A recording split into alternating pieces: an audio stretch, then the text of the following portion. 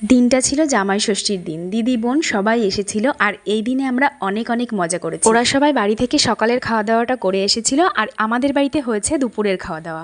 এখানে কিন্তু অনেক কিছু বাজার করা হয়েছিল আর অনেক কিছু অনেক রকমের রান্না করা হয়েছিল। সমস্ত রান্নাটা কিন্তু বোন একাই করেছে, মানে ওই ঘর থেকে বাটিতে ভরে ভরে এই ঘরে খাবার রান্নাটা শেষই হচ্ছে না। জামাই বলে কি এত খাবার দিতে হবে বলো, মানে কিছু কম দিলেও তো হয়, এতটা আয়োজন করার কি আছে। আমি কখন থেকে ভাবছি যে মানে খাবার আনা শেষ হবে তারপর আমি ভিডিও করা শুরু করব। ফোনটা হাতে করে নিয়েই বসে আছি, এদের খাবার আনা আর শেষ হচ্ছে। আমাদের দুপুরের খাওয়া খেতে কিন্তু অনেকটা সময় লেগে গেছিলো, কারণ এতগুলো রান্না ও একা একা করেছে, ওই জন্য অনেকটা সময় লেগে গেছিলো। প্রায় 3:30 4টে বেজে গেছিলো।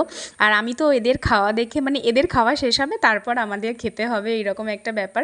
আমার তো এদের খাওয়া মানে খাবারগুলো দেখেই মানে মনে হচ্ছে যে এখনই ওদের সঙ্গেই খেয়ে। আমি কিন্তু অনেকটাই লোভ দিয়ে ফেলেছি এদের খাবারের উপরে। জানি না এদের খাওয়ার পরে পেট ফুলবে নাকি পেট খারাপ হবে, আমি জানি না। যাই হোক, আমি ওদের কাছে জিজ্ঞাসা করলাম যে রান্নাটা কেমন হয়েছে। ওরা কিন্তু সবাই বলেছে রান্নাটা খুব সুন্দর হয়েছে। যাই হোক, বকবকটা বাদ দিয়ে এবার আমার খাওয়ার পালা এসেছে। শান্তভাবে আগে ভাতটা খাই, খুব খিদে পেয়ে গেছিলো। খাওয়া দাওয়া করার পরে সবাই মিলে কিন্তু একটু হাঁটতে হাঁটতে মাঠে গেছিলাম। আর আজকে প্রচণ্ড গরম পড়েছিল, মানে এই দিনটাতে প্রচণ্ড গরম পড়েছিল।